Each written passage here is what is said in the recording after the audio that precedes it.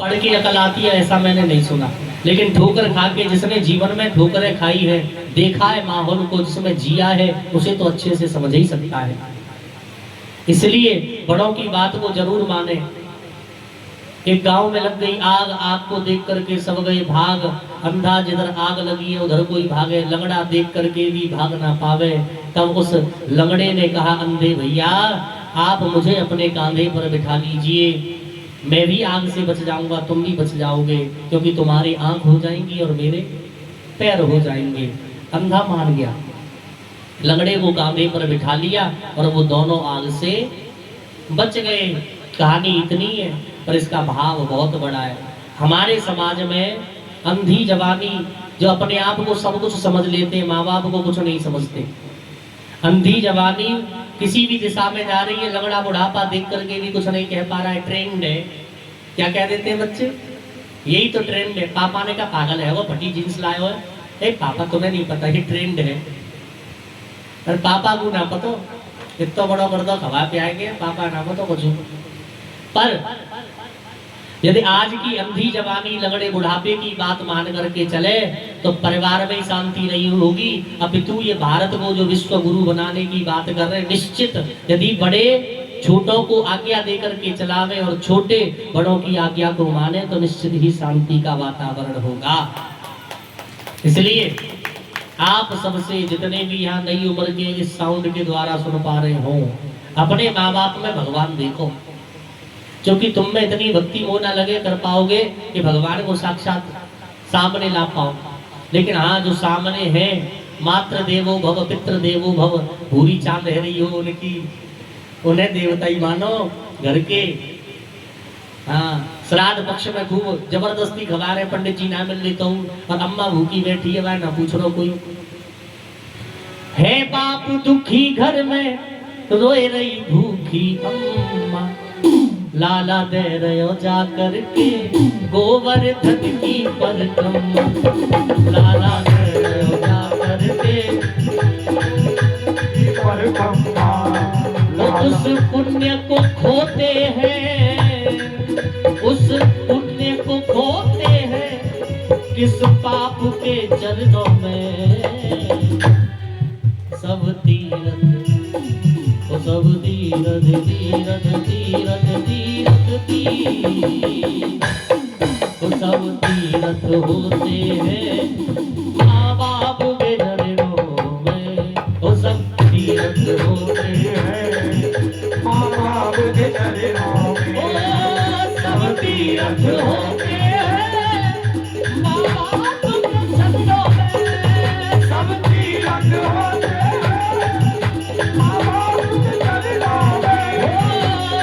तीरथ होते हैं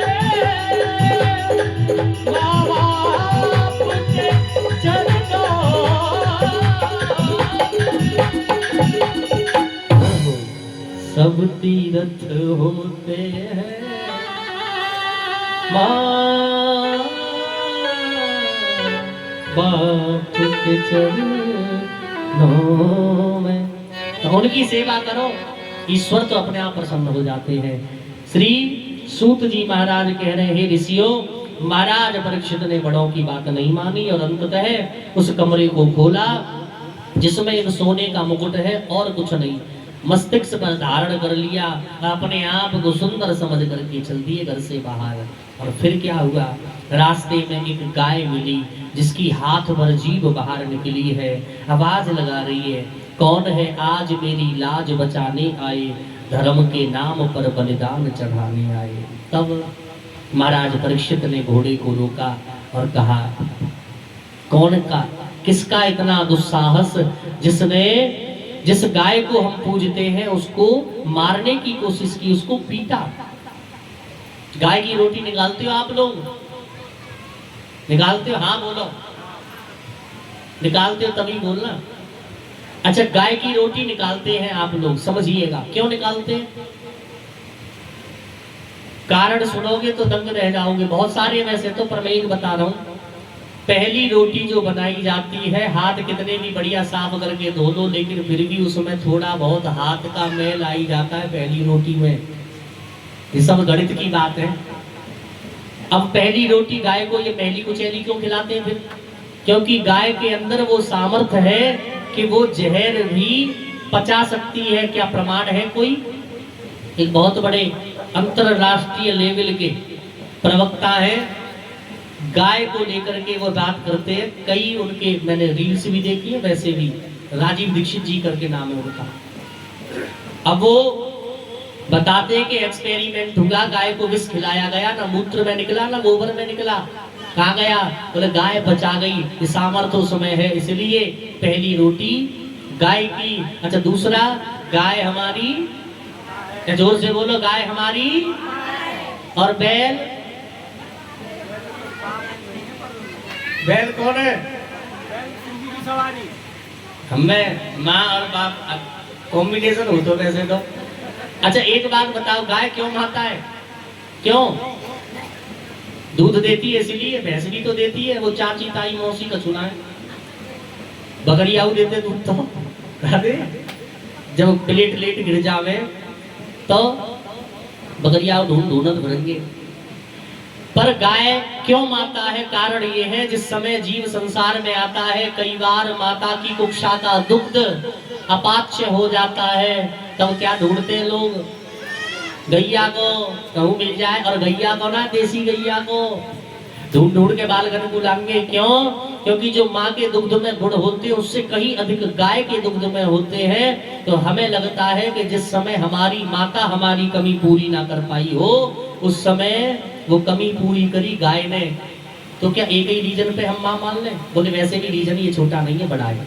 दूसरा, पहले के समय में, आजकल पैसा को लोग भगवान कहते, लक्ष्मी कहते हैं, धन को। पहले धन क्या था? केवल गौ धन। क्या था? गौ धन। सबके पास खेत थे, कोई फैक्ट्रियां तो थी नहीं, वहां नौकरी करते थे लोग, ऐसा तो नहीं था। समय इतना बदल गया। पहले होती थी नौकरी, एक करे 9 खाए खेत में। दूसरों के यहाँ भी अगर काम करे, इतना है या तो एक करे 9 खाए पूरी साल भर। फिर है चाकरी, एक करे 4 खाए। फिर है तनख्वाह। अब फैक्ट्री में काम चालू है, वो तो तनख्वाह का मतलब जितना कि अपना तन खा सके। थोड़े दिन बाद और वो सरकारी स्कूल में जाती है ना माता, वो कहती है वेतन अभी नहीं आया। वेतन का मतलब जिससे अपने भी शरीर का खर्चा ना चले, वो ये वेतन। तो पहले के लोग नौकरी तो करने नहीं जाते थे, गाय पालते थे, पशु पालते थे और गाय की सेवा करते थे। बहुत प्यारा है। और गाय कोई जानवर नहीं, गावो विश्वस्य मातराः, गाय विश्व की माता है, जिसने विश्व को जीवन दिया अपने दुग्ध पान करवा करके। इसलिए और बहुत से रीजन है, एक नहीं। हमारे सनातन धर्म में मान्यता है कि गाय में 33 कोटि देवी देवता वास करते हैं। इसीलिए गाय की पूंछ का बच्चे को झाड़ा लगा दो तो नजर नहीं लगती, ऐसी माताएं मानती हैं। बोलो हाँ के ना? इतना प्रभाव है। अगर गाय 2 मुखी हो, ब्याह रही हो, वह समय परिक्रमा करवा दो तो वही परिक्रमा का फल मिलता है जो वैकुंठ धाम की परिक्रमा होती है, वृंदावन धाम की परिक्रमा होती है। वह व्यक्ति दोबारा से जीवन मरण के चक्कर में फंसता नहीं है। इतनी बड़ी महिमा है गाय की। और तो और गौ कथा होती है ना 7-7 दिन लगातार, तब आपको पता चलेगा कि गाय में इतनी विशेषता है। गाय का दूध अमृत है। और ये मांस जो लोग आजकल दुर्व्यवहार कर रहे हैं, ये ठीक नहीं है। ये विष का कार्य करता है। और ये विष ऐसा नहीं है अभी खाओ अभी मर जाओ, ये वो है विष जिससे पाप का घड़ा भरा जाता है। जब फूटता है, मैंने तो देखो एक आध को फूटे तो बहुत मन देखो क्या है पाप को घड़ा। मैं तो ऐसी चीज में रहूंगा। बोलो वृंदावन बिहारी लाल की, फूटत जरूर है। इसलिए गाय माता है। फिर बैल कौन है? अब ये भी एक प्रश्न है। बैल, अब हम जैसे कॉम्बिनेशन बनाते माँ और बाप, कुछ लोग कहते हैं भाई बैल को तुम डंडा मार रहे हो, हालांकि मारना नहीं चाहिए। बैल है धर्म का प्रतीक, और इस धर्म पर कौन बैठते हैं? भगवान शंकर। और सतयुग में इस धर्म के 4 चरण थे। त्रेता में 3 बचे, द्वापर में 2 और कलयुग में 1 ही है, और वो भी चोटिल है, घायल है। महाराज परीक्षित ने देखा गाय के पीछे बैल है, एक ही पैर से खिसकता हुआ आ रहा है। और पीछे देखा, उनके पीछे काला कुरूप चांडाल भागता आता है। जब उसका डंडा पड़ता है तब भूमंडल हिल जाता है। एक चांडाल काला कुरूप हाथ में बांस लेकर के आ रहा है, एक गाय को मारता है तो एक बैल को मारता है। महाराज परीक्षित ने कहा बस सावधान हो जा, हम तुझे जीवित नहीं छोड़ेंगे। जो गाय पर हाथ उठाया है हम उसी हाथ को तोड़ेंगे, सावधान हो जा। कलयुग 2 कदम पीछे हट गया और बोला महाराज मैं जानता हूं आपके अंदर जो सामर्थ्य है आप मुझे समाप्त कर सकते हो, लेकिन यदि आपने मुझे समाप्त कर दिया तो ब्रह्मा जी की आन टूट जाएगी, ब्रह्मा जी की आन टूट जाएगी। महाराज परीक्षित ने कहा लड़ाई तेरी और मेरी है, ब्रह्मा जी को बीच में काहे को ला रहा है? बोले ब्रह्मा जी ने 4 युग बनाए, सतयुग त्रेता द्वापर कलयुग।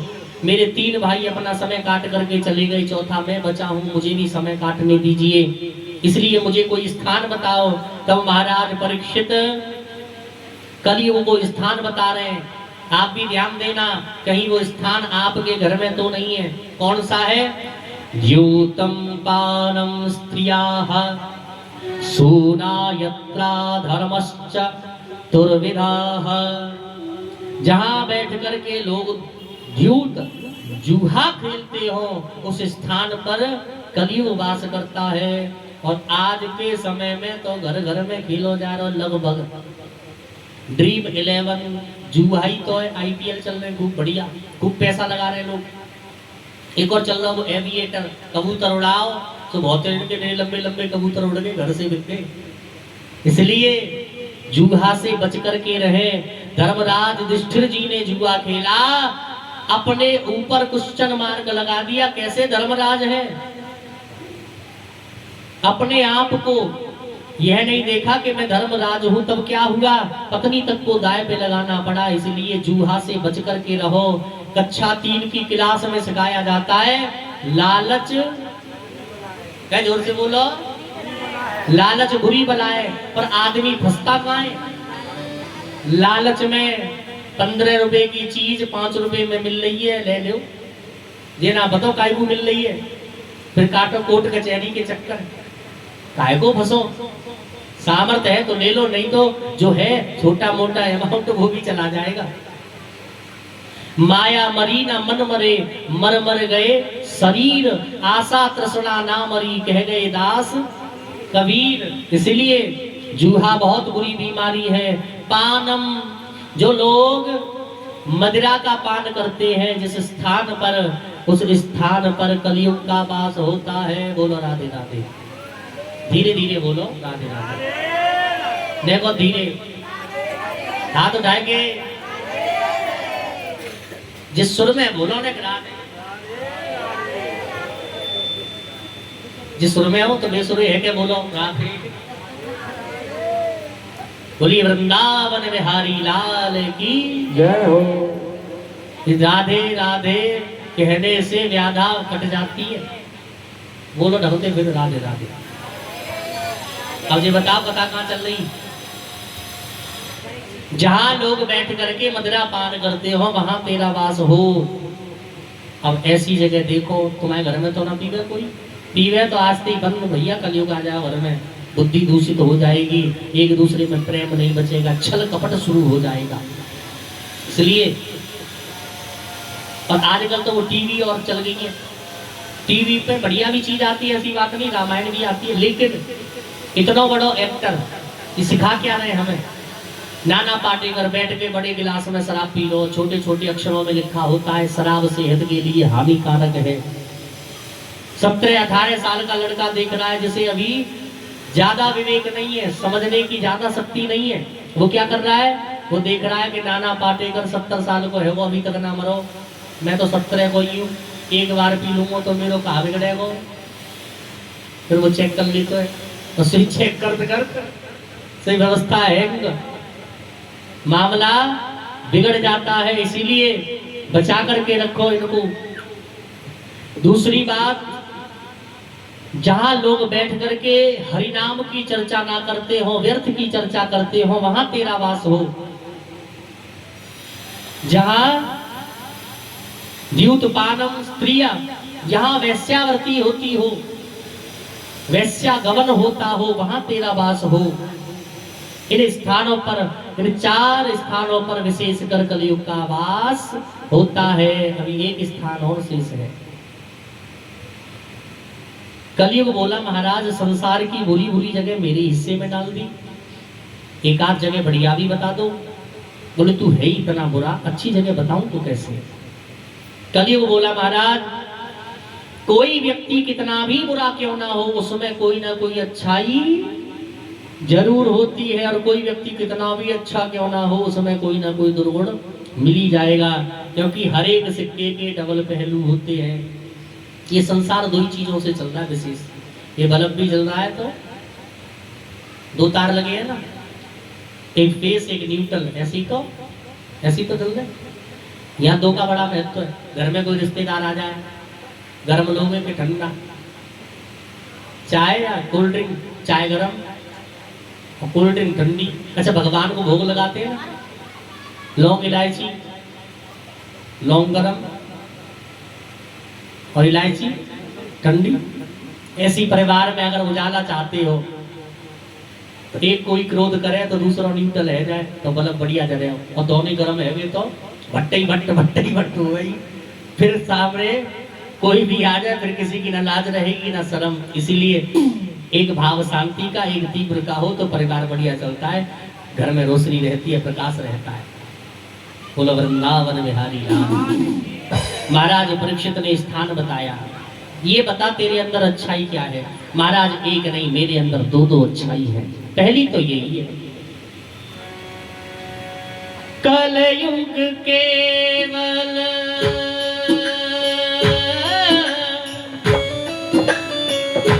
कलयुग केवल नाम आधारा,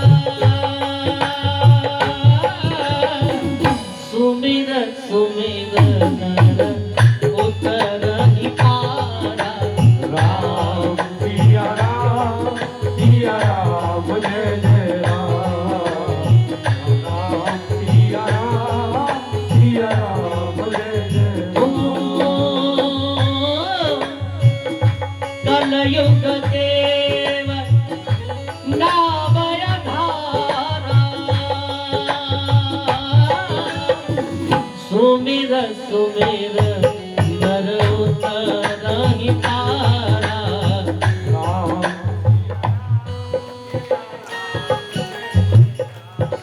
हरे राम ओ राम सिया राम जय जय राम।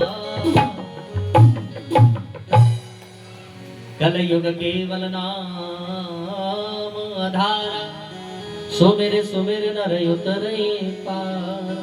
कलयुग केवल हरि गुण गाहा। एक ही भाव है कलयुग में, नाम संकीर्तनम यस्य सर्व पाप प्रणाशनम। कलयुग में जो भगवान का नाम उच्चारण करता है उसे कोई तपस्या करने की जरूरत नहीं, वह कीर्तन मात्र से ही अपने आप का कल्याण कर लेता है। एक अच्छाई तो ये है। दूसरी, सतयुग त्रेता द्वापर में लोगों को मनसा पाप लग जाता था। मनसा पाप क्या होता है? हाथों से किया नहीं, मन से सोच लिया, पाप हो जाता था। अगर आज ये वाला पाप लगता तो क्या क्या विचार आते दिल में, कितने पापी होते, सबके सभी पापी होते फिर तो। लेकिन कलयुग में ये फायदा है, मनसा पाप नहीं, मनसा पुण्य लगता है। मनसा पुण्य, मन से किसी के लिए अच्छा सोचा उसका पुण्य लगेगा। इसीलिए आज के बाद किसी के लिए भी अच्छा सोचो। कोई पढ़ रहा है 1 नंबर से रह गया, हे भगवान अब की बार जाके 6 नंबर फालतू आवे, जाके नौकरी सरकारी लग जाए। सबके लिए अच्छा अच्छा सोचो। महाराज मेरे अंदर 2 अच्छाई है, कलयुग को 2 अच्छाई गिनाने में टाइम लगा। महाराज परीक्षित ने स्थान बता दिया, बोले जा तेरा वास सोने में हो। किस में बताया? सोने में। एक सोना होता है खा पी करके सो जाना, वो भी सोना है। एक जिसके आभूषण बनते हैं वो भी सोना। सोचने का मौका नहीं दिया। कलयुग तुरंत जाकर के महाराज परीक्षित के मुकुट में बैठ गया, क्योंकि वो भी सोने का था। अब एक प्रश्न मन में जगता है, प्रश्न ये है कि सोना कोई सा भी क्या, सोना नहीं पहनना चाहिए क्या? इसका बहुत बड़ा लौकिक रीजन है, लौकिक संसार में रहने के लिए। लोग कहते हैं सोना खोना भी अच्छा नहीं और सोना पा जाए वो भी अच्छा नहीं। भाई क्यों? रीजन यही है, कलियुग वास करता है ऐसे सोने में। अब ध्यान से सुनना, क्यों वास करता है इसका लौकिक रीजन बताएं आपको। कोई जरूरी ना है कि हार्ट अटैक टेंशन में ही हो, कई बार ज्यादा खुशी के मारे वो आदमी मर जावे। बोलो हाँ कहना, नो हसत हसत कह देना, हसत मर मत जाइए, चुप रह जा। हंसी के मारे भी हो सकता है हार्ट फेल। फिर अब सोना किसी को मिलेगा तो खुशी कितनी बड़ी होगी, अरे भाई सोना मिल गो, आप फूलो ना समावे को, और जाकू खोवे को वह दुख बहुत बड़ा होगा। जिसका खोएगा उसको दुख बहुत होगा। इसलिए काऊ को सोनो मिल जाए तो तुरंत पकड़ाओ। तुम ज्यादा खुशी मत मनाओ और उसे ज्यादा दुख मत मनाने दो। भैया ये तुम्हारा पकड़ो, उसे भी तसल्ली होगी और सही आदमी को जो देगा उसे भी तसल्ली होगी। जो दूसरे का माल मारना नहीं चाहता उसको भी तसल्ली होगी। इसलिए सोने में कलियुग वास करता है। कभी किसी का कोई आभूषण मिल जाए तुरंत पकड़ाओ। मैंने करो ऐसा, हमारे कह रहा हूँ जिना खाली कथा में एक जगह हम वहां गए दुकान पे कछु सामान लेवे, पैर पे अंगूठी दबगी, चपटी है गई अंगूठी। मैं कहा ये कैसी है? मैंने सोची वो खिलौना जो इनाम में लेकर देखा है वो वाली होगी, पर देखी तो एक बहन जी घबरा के गई बेचारी परेशान। अरे ऐसे ढूंढी, मैंने कि बहन जी तुम्हारी तो माँ। अरे अरे महाराज बढ़िया करो भैया, तुमने तो बड़ी कृपा करी, दे दी वापस, वरना कौन देता है, लेकिन देनी चाहिए। आप ही विचार करो, एक चीज किसी की ले भी लो, इससे जीवन कटने वाला नहीं है। किसी को दुख हो और तुम प्रसन्न हो तो ऐसी प्रसन्नता किस काम की। आचार्य श्री कह रहे हैं, हे ऋषियों, महाराज परीक्षित ने स्थान बताया, मुकुट में बैठ गया जाकर के, क्योंकि ये भी मुकुट जीता था, जरासंध का मुकुट था, तो उसी मुकुट में जाकर के बैठ गया। और फिर क्या बुद्धि दूषित, गाय और बैल को फटकार दिया, घोड़े को जंगल में प्रवेश करवा दिया। सामने देखा समीक ऋषि की कुटिया है, और महाराज समीक ऋषि को देख करके जो राजा महात्माओं को संतों को देख करके दूर से घोड़ा त्याग देते थे, आज घोड़ा सहित आश्रम में प्रवेश कर गए। और समीक ऋषि जी ने क्या किया, इनको देखा, उन्हें पता लग गया कि ये संगति अच्छी नहीं करके आए हैं, और गलत संगति से आवे ऐसे व्यक्ति का दर्शन करना भी ठीक नहीं होता। हमारे यहाँ एक कहावत है, शास्त्र की बात है, अतिथि देवो भव। अतिथि कैसा होता है? देवता जैसा होता है। अतिथि देवो भव। लेकिन यही अतिथि रात के 12 बजे पौवा पी के आ जाए, शराब पी के आ जाए, तो बताओ अतिथि देवो भव के दैत्य भव? अब तो वही अतिथि दैत्य हो गया। इसीलिए मैं कहता हूँ कि बात को सुनो समझो फिर करो। रात के 1 बजे आ जाए कोई, किसी का गलत कृत्य करके आ जाए, चोरी करके आ जाए, और तुम अरे हमारा अतिथि है घर में घुसा लो, पीछे पुलिस आएगी, बाबू लेगी सके तुम्हें लेगी, तो काय को घुसाओ? पहले जानकारी कर ले अतिथि देवता ही है कि राक्षस है, सीधे ही नहीं प्रवेश दें। इसलिए अतिथि देवो भव अच्छी बात है, सत्कार करो। पहले के लोग करते भी थे, अभी भी करते, करना भी चाहिए। आओ बैठो पियो पानी, तीनों चीज ना मोल लानी, खरीद के नहीं लानी, लेकिन ये तो पता कर लो पिला किसको रहे हो, क्या पता क्या करके आया। इसीलिए अतिथि देवता होता है निश्चित, लेकिन असमय आवे और ठीक व्यवस्था से ना आवे तो वह देवता नहीं हो सकता।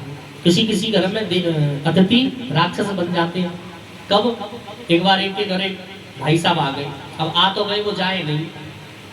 पत्नी बोली आप भी पता नहीं किस किस को बुला लेती हो। बेटा लेके आया भोजन, रिश्तेदार को भोजन करवाया, लेकिन आ गया जाए नहीं। दोपहर में आया, पिताजी भोजन ले आऊं? पिताजी ने दिमाग लगाया, बोले सुबह ही तो खाया था रिश्तेदार के साथ में, मैं क्या कोई राक्षस हूँ तो सुबह भी दोपहर भी शाम भी सब टाइम खाऊं? रिश्तेदार खाए तो पूछ ले, और रिश्तेदार सोचे मैं कहूंगा मैं खाऊंगा तो मैं राक्षस। शाम हो गई, बेटा फिर आया, पिताजी भोजन लाऊं? अरे पागल है, सुबह तो खाया था रिश्तेदार के साथ में, मैं कोई राक्षस हूं? रिश्तेदार खाए तो पूछ ले। अब रिश्तेदार चक्कर में बोले खाना खवावे वारो ना, लेकिन वो ढीठ जावे नहीं, 4 बाई पे लेट को पत्नी बोली तो जावे को नामी ना ले रहा, वो क्या करें? बोले झगड़ा कर लो झूठा। कैसा झूठा? बोले वैसी झूठ मूठ लड़ाई तो ठीक है। पत्नी बोली पता नहीं किस किसको बुला लेते हो, मैं कोई नौकरानी हूँ तो सबको बना बना के थोप थोप के खवावत रहो, मेरे बस की ना है। पति बोला ठीक है मत खवाओ, तुम बनाओगी नहीं तो मैं खाऊंगा भी नहीं। हाँ, रिश्तेदार के कान खड़े, थैला उठाया और रिश्तेदार चल दिए घर से बाहर। पति देव बोले तुम तो झूठी लड़ाई भी ऐसे लड़ती हो जैसे सच में लड़ती हो। बोले तुम भी कम नहीं है, तुम भी तो ऐसे गुस्सा दिखा रहे थे झूठा जैसे सच में दिखाते हो। पति बोला ना मैं तो झूठा ही लड़ रहा था। पत्नी बोली तो मैं ही कौन सा सच में भी झूठा ही लड़ रही थी। तब तक वो रिश्तेदार थैला उठा के आया। बोले हम भी कोई गए थोड़े ही थे, हम भी झूठी गए, बनाओ रोटी खाएंगे। तो कई बार देवता दैत्य बन जाते, परेशानी खड़ी कर देते। महाराज परीक्षित को देखा, समीक ऋषि जी ने आंखें बंद कर ली। वैसे तो अच्छे राजा हैं, लेकिन संगति ठीक करके नहीं आ रहे। इस समय इनका दर्शन करना भी ठीक नहीं है। महाराज परीक्षित ने महर्षि का अपमान कर दिया। ढोंगी, पाखंडी, हमें देख करके आंखें बंद कर ली। हम हस्तिनापुर नरेश, हमें खाने की नहीं पूछा, पानी की नहीं पूछा। हे ऋषि, तूने तो हमारा सम्मान नहीं किया, लेकिन हम तुम्हारा सम्मान जरूर करेंगे। उसी कुटिया के पास में एक मरा हुआ सर्प पड़ा था, और फिर वही सर्प उठा करके समीक ऋषि जी के गले में डाल दिया, अपमानित कर दिया और घोड़ा लेकर के चल दिए। फिर श्रृंगी ऋषि ने उन्हें श्राप दे दिया। अंजलि में जल लेकर के, जो समीक ऋषि के बेटा है, तितिक्षया करुणया मैत्रया चाखिल जंतुषु समत्वेन च सर्वात्मा भगवान संप्रसीदति। पिताजी के पास में पहुंचे श्रृंगी ऋषि। पिताजी, मैंने भी अपनी ब्रह्म शक्ति उस पापी को दिखला दी है, मृत्यु का श्राप दे डाला है और मिट्टी में सान मिला दी है। पिताजी बोले बेटा वो तो बहुत बढ़िया राजा थे। बोले मैंने तो श्राप दे दिया, आज से 7वें दिन मृत्यु हो जाएगी तक्षक नाग के काटने से। महाराज परीक्षित ने मुकुट उतार के रखा, बुद्धि ठिकाने पे आ गई। संत का अपमान किया कुसंग के कारण। किसके कारण? कुसंग के कारण। परीक्षित महाराज किसी शराबी के गले में हाथ डाल के, गले में गली के 2 चक्कर काट दो तो पड़ोसी कहेंगे शर्मा जी आज कहा बात है, चक्कर है तो हाँ तो मामला कोई गड़बड़ है। कुसंग को पाकर के बुद्धि भ्रमित हो गई। कमल के पत्ते पर रखी बूंद मोती नजर आती है। यही बूंद जब में मिट्टी में मिल जाती है तो कीचड़ बन जाती है। हमारे तुम्हारे पैरों की धूल जब हवा की संगति करती है तो आकाश को छू लेती है, लेकिन यही धूल जब पानी की संगति करके नीचे आती है तो फिर से कीचड़ बन जाती है। लोहे की कील पानी की भरी हुई बाल्टी में डालो, बताओ डूबेगी क्या तैरेगी? जोर से बोलो, डूब जाई या तैर जाई? लोहे की कील पानी में डालो तो डूब जाएगी, लेकिन अगर संगति बढ़िया हो तो वही लोहे की कील नाव में अगर ठोक दी जाए, 1 नहीं 1000, तो सब की सब तैर जाती है। ये संगति का असर है। इसीलिए ब्रज क्षेत्र में माताएं गाती हैं, तुम गाओ, बुरी संगत में तू जावे मत ना, काया में दाग लगावे मत ना। बुरी संगत में तू जावे मत ना, काया में दाग लगावे मत ना। सहेली सी संग तू जावे मत ना, काया में दाग लगावे मत ना। बुरी संगत में तू जावे मत ना, काया में दाग लगावे मत ना। बजाओ ताली। बुरी संगत में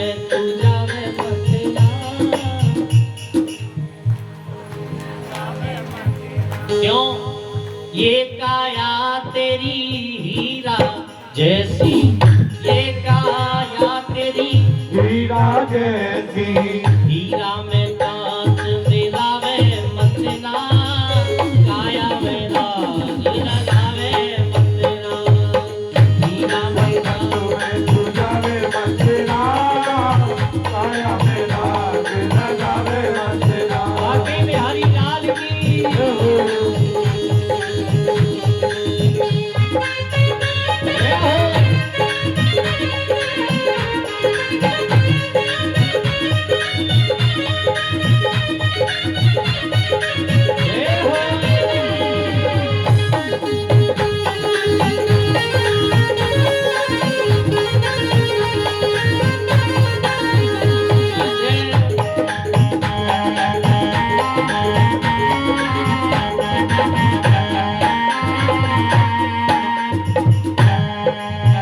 ये काया तेरी सोने जैसी ये काया तेरी सोने जैसी सोने में तांबा मिलावे मतना